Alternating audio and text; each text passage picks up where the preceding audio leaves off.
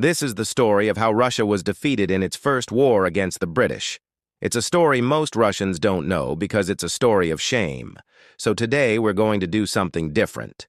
We're going to look at this conflict through the eyes of a Russian soldier and see what we can learn about one of history's greatest geopolitical disasters. The year is 1853. You are a young man living in the Russian Empire, perhaps a peasant who has recently finished his mandatory 2 years of military service, but unlike many of your comrades, you didn't get sent home after your stint was up. Instead, you got kept on as a career soldier, an enlisted man in the Imperial Russian Army, which means that instead of working the land, you now get to travel around the world for free, fighting wars and getting into all sorts of scrapes. And right now, you and your comrades are hanging out in the city of Sevastopol in the Crimean Peninsula. Life is pretty chill. Your job mainly consists of guarding military warehouses, which is pretty boring until one day it isn't. The last few weeks have been pretty hectic. First, there were those pesky Turks. Then, just the other day, the French showed up. And now today, the British have arrived and things are kicking off. This is the start of the Crimean War. And while it will be a long time before it ends, you already know that this war is going badly for Russia, and you might be wondering why. After all, you and your fellow soldiers are among the best in the world, right? How could anyone beat the Russian bear? Well, unfortunately, there are quite a few reasons. First of all, Russia's army is outnumbered by its enemies. Russia had fewer than 400,000 soldiers, while the British, French, and Ottoman empires combined deployed over 500,000 troops in Crimea. But numbers aren't everything, and the Russians have the advantage of fighting on their own turf, right? Well, not exactly. While Russia is technically the aggrieved party in this conflict, they're really the ones who invaded. To make a very long story short, Russia supports the idea of Slavic people uniting under the leadership of Russia itself. And when the Turks started messing with their Slavic brothers, the Serbs, the Russians thought they had a good excuse to invade. The Ottomans immediately called for help, and so the French and the British came to their aid, landing in Sevastopol, which is why you are currently standing guard with a shovel in your hands, waiting for the inevitable attack. As it turns out, you don't have to wait very long because soon enough, the British and French are coming to steal the Russian ships in the harbor. Oh, and by the way, welcome to Sevastopol, a city with one of the largest natural harbors in the world and home to the Imperial Russian Navy's main headquarters in the Black Sea. There are around 200 warships in the harbor right now, including the brand new and state-of-the-art armored turret ships, including the flagship of the fleet, the Emperor Alexander II. That's a lot of firepower, which is why you and your friends spend most of your time shooting cannon fire into the sea just to pass the time. Of course, you and your friends would much rather be doing something else like playing cards or napping, but someone has to defend these ships. And with the British and French hanging around, that someone is you.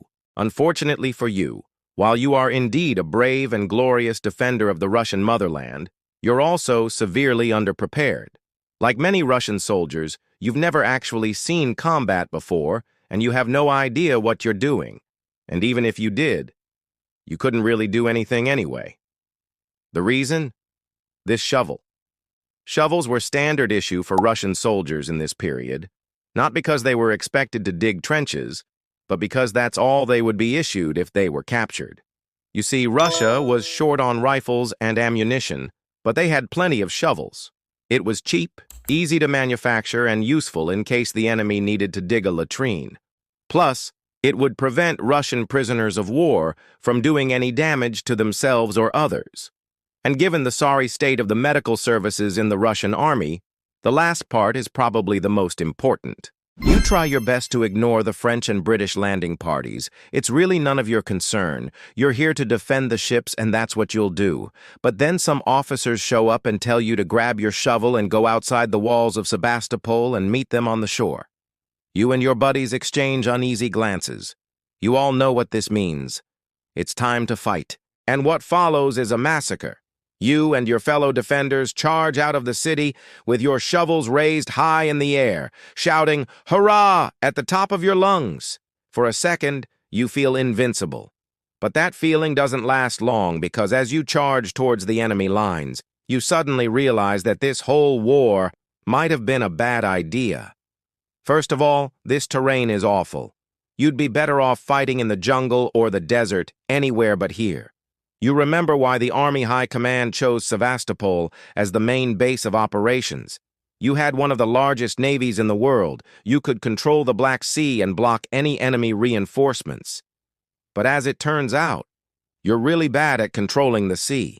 And while you and your fellow Russians are excellent sailors, well, you guys are pretty terrible at fighting on land.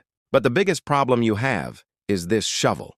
It turns out that charging a well-fortified defensive position with a garden tool is really difficult and dangerous.